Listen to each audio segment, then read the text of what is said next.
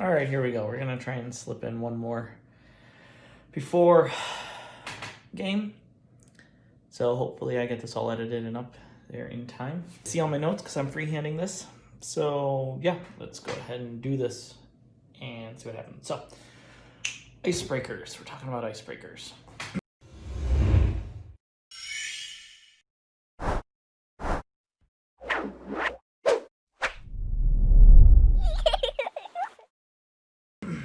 So the icebreakers, they are the third largest and last of the three primary crime syndicates within Ice Helm.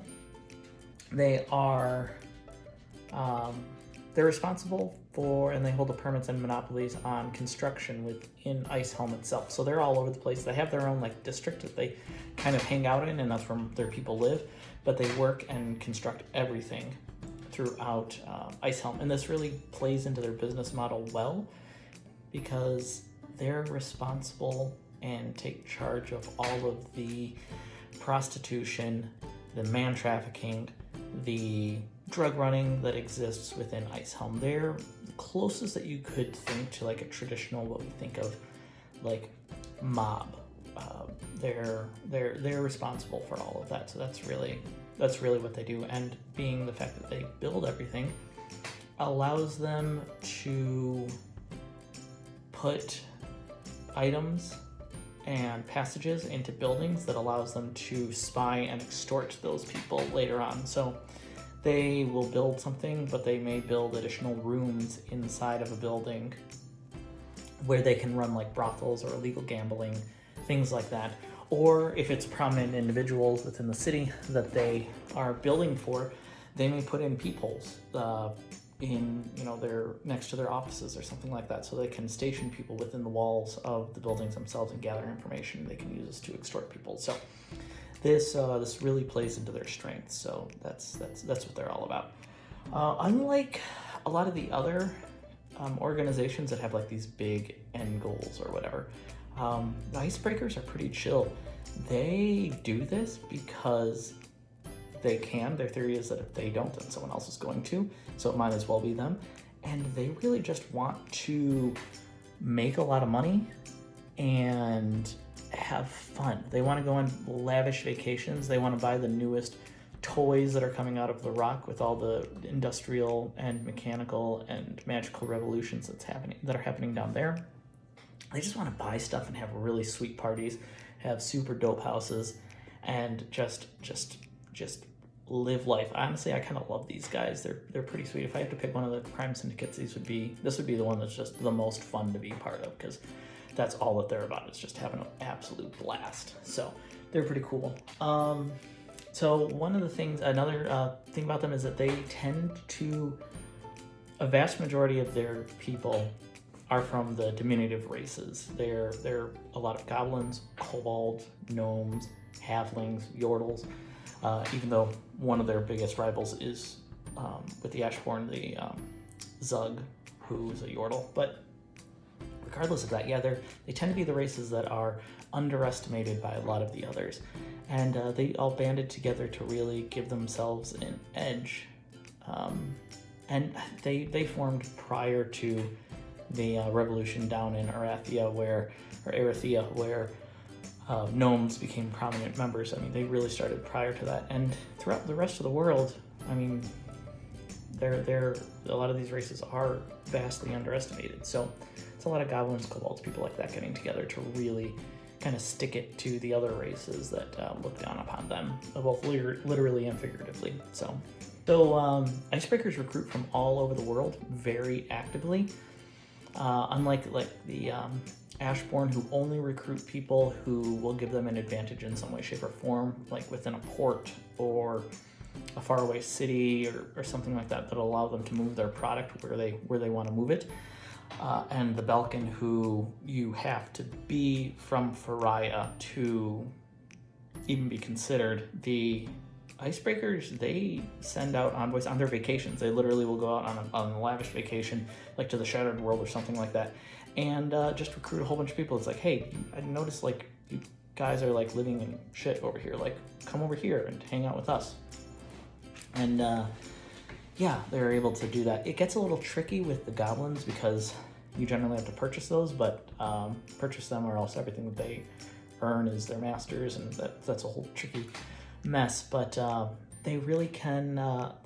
They will purchase goblins if they think that they could bring value to them, and a lot of times they do it just because they're like, hey, you're being a slave here. You're not going to do great. You're probably going to die soon, so we'll buy you, set you free. You come hang out with us, or they'll just say, hey, we're going to purchase you. You come work for us, and if you work off your debt that goes to us, then you're free. You just hang out with us and make more money. So, and then you can start earning your own stuff. So they're pretty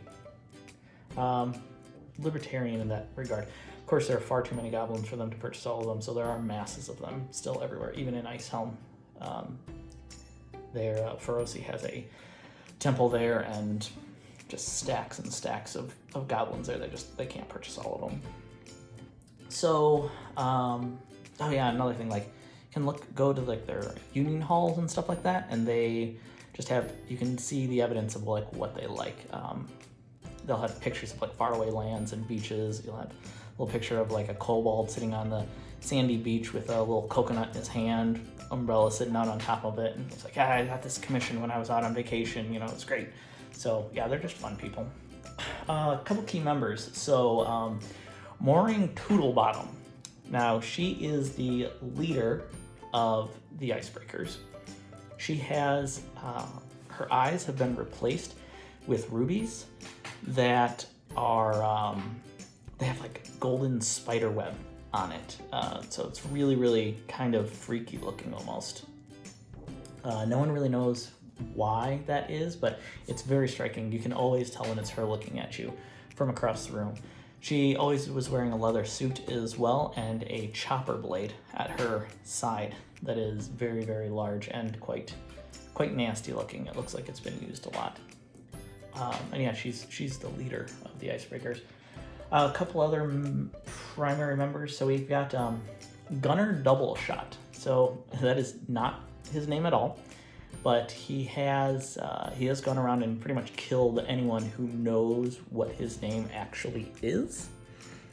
And he's pretty much the enforcer for the Icebreakers. If someone's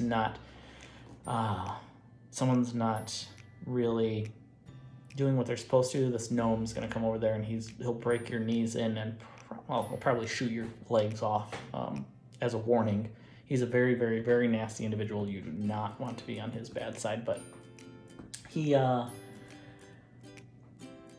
got a big handlebar mustache. He's always got aviators on. He's got a jean jacket with some leather pants. And he pretty much always sports that look. So he's pretty easy to spot out of a crowd, and he's just a nasty, nasty gnome if you ever get into a fight with him.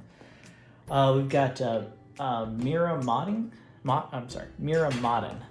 So she is a goblin. She was born in Ice Helm itself, and she was raised within the Icebreakers her entire life. Her mother was also an Icebreaker, and so she kind of took over for her. And what she is responsible for is the man trafficking, prostitution aspect of their business. So she oversees all the brothels. She oversees all of their slave trading as well. And that's really what she has the aspect of. So she has a lot of ways to get around Ice Helm itself, and has a lot of secret places, hiding places and whatnot. She's always dressed in either some type of formal dress wear or an evening gown, and she's an absolutely gorgeous goblin. She rolled a 10, so she's got gauged ears as well, and just like really, really good makeup and whatnot. So she's a very striking individual as well. Let's see, we've got Yorick Von Matterhorn. He's a halfling. He is responsible for he's responsible for the extortion aspect of their business. He's in a well-tailored suit all the time. He's got like a monocle. He is originally from the Rock. He was part of the Emperor's shadow, so he was a spy for them for a very, very long time, and he abandoned them decades ago. Whether or not that was honorably or dishonorably, no one really knows. He doesn't like to talk about it too much, and if you start asking too many questions, he's going to find some things out about you that you do not want him to know. and it's going to make life very, very bad for you.